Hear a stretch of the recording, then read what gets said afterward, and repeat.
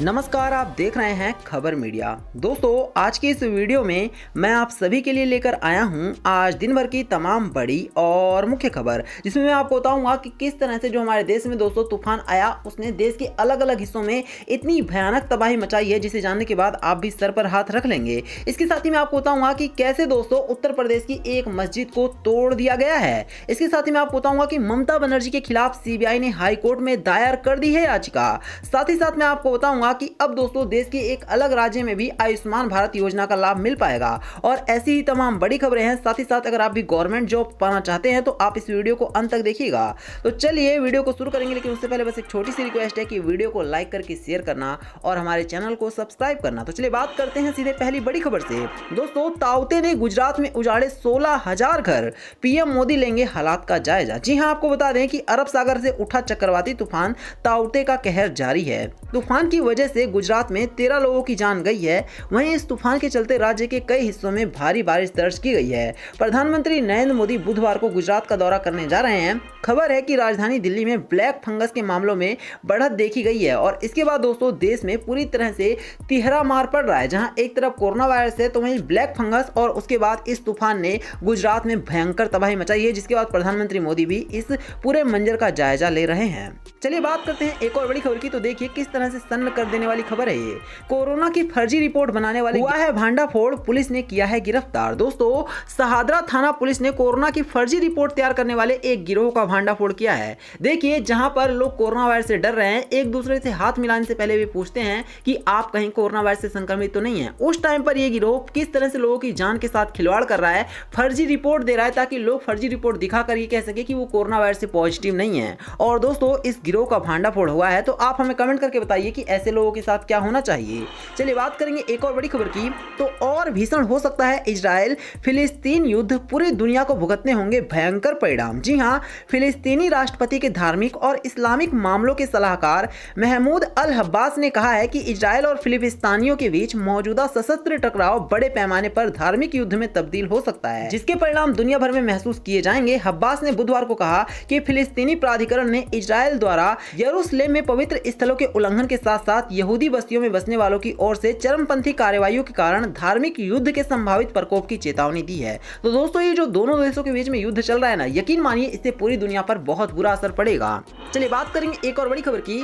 तो बाराबंकी में ढहाई गई 100 साल पुरानी मस्जिद, मुस्लिम पर्सनल लॉ बोर्ड और वक्फ बोर्ड ने दी है कड़ी प्रतिक्रिया। जी हां, all India Muslim personal law board और उत्तर प्रदेश सुन्नी सेंट्रल वक्फ बोर्ड ने बाराबंकी जिले की राम सैनी तहसील में स्थित एक सदी पुरानी मस्जिद को कथित रूप से ढहाए जाने पर सख्त नाराजगी जाहिर की है। साथ ही सरकार के इस वारदात के जिम्मेदार अफसरों को निलंबित कर मामले की न्यायिक जांच कराने और मस्जिद के पुनर्निर्माण की भी मांग की है। तो देखा जा रहा है दोस्तों कि किस तरह की एक बड़ी दुखद घटना घटित हुई है। चलिए बात करेंगे एक और बड़ी खबर की। तो नारदा घोटाला मामला, ममता बनर्जी के खिलाफ सीबीआई ने हाईकोर्ट में दायर की है अर्जी, मुख्यमंत्री की भी बढ़ सकती है परेशानी। जी हां, नारदा केस मामले में हर रोज नया मोड़ सामने आ रहा है। इस केस में मुख्यमंत्री ममता बनर्जी की मुसीबत भी बढ़ने वाली है। कलकत्ता हाईकोर्ट के समक्ष नारदा केस को पश्चिम बंगाल से बाहर स्थानांतरित करने की मांग वाली याचिका में सीबीआई ने ममता बनर्जी के नाम का जिक्र किया है। 17 मई को कोलकाता में सीबीआई ने इस घोटाले से जुड़े 2 मंत्रियों को गिरफ्तार भी किया था। तो ममता बनर्जी की लगातार इस केस में बढ़ती ही जा रही है। चलिए बात करते हैं एक और बड़ी खबर की। तो इस खबर को और ध्यान से सुनिए। बिहार में बालू माफियाओं के खिलाफ बड़ी कार्रवाई, नाव, वेल्डिंग मशीन, डंपर व क्रेन किया गया है जब्त। जी हां, बालू के अवैध खनन व परिवहन में पुलिस की साख पर बड़ा सवाल खड़ा होने के बाद जिला प्रशासन और पुलिस प्रशासन ने मंगलवार को संयुक्त रूप से एक बड़ा अभियान चलाया है। मालूम हो कि हिंदुस्तान लगातार बालू के अवैध खनन और भंडारण को लेकर प्रमुखता से खबर प्रकाशित करते रहा है। इसके अलावा और भी कई तरह के ऐसे मामले देखने को मिले हैं। तो दोस्तों, इसको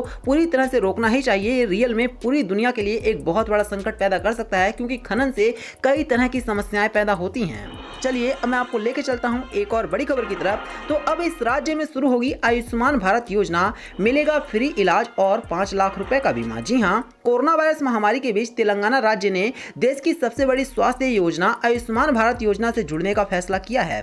मुख्यमंत्री के चंद्रशेखर राव ने तेलंगाना में योजना लागू करने को लेकर राष्ट्रीय स्वास्थ्य प्राधिकरण के साथ एक समझौता ज्ञापन पर हस्ताक्षर भी किया है। तो दोस्तों तेलंगाना में भी अब आप सभी लोग प्रधानमंत्री आयुष्मान भारत योजना का फायदा उठा पाएंगे। चलिए बात करते हैं एक और बड़ी खबर की। तो दौलत के मामले में मुकेश अंबानी के ताज पर संकट, पछाड़ने को बेताब हैं गौतम अडानी। जी हां, अगर एशिया के सबसे अमीर अरबपति की बात होती है तो मुकेश अंबानी सबसे शीर्ष पर आते। अब ऐसे में मुकेश अंबानी के इस ताज पर बड़ा संकट के बादल मंडरा रहे हैं। दरअसल अडानी समूह के मुखिया गौतम अडानी अब मुकेश अंबानी को किसी भी वक्त पछाड़ सकते हैं। दोस्तों जो मुकेश अंबानी की रियल टाइम नेटवर्थ है वो 76.3 बिलियन डॉलर है, लेकिन बात करें अगर गौतम अडानी की तो इनकी जो नेटवर्थ है इस टाइम पर वो 66 बिलियन डॉलर है, यानी कि 10 बिलियन डॉलर का अब गैप बचा है और उम्मीद करते हैं कि बहुत जल्द अडानी इस स्पेस को दूर कर देंगे। चलिए बात करते हैं एक और बड़ी खबर की। तो राजस्थान कांग्रेस में फिर से अंतर्कलह, सचिन पायलट गुट के वरिष्ठ विधायक का इस्तीफा, गहलोत रोक पाएंगे जुलाई जैसे हालात। जी हां, राजस्थान कांग्रेस में एक बार फिर से अंतर्कलह सामने आ गया है। विधायक हेमाराम चौधरी ने मंगलवार को विधायक पद से इस्तीफा भी दे दिया। वह पायलट खेमे के माने जाते हैं, साथ ही सचिन पायलट के काफी करीबी भी हेमाराम हैं और दोस्तों इनके बीच भी कुछ भी अच्छा देखने को नहीं मिल रहा है, जिससे पता चल रहा है कि राजस्थान की राजनीति में एक बार फिर से भूचाल आ चुका है।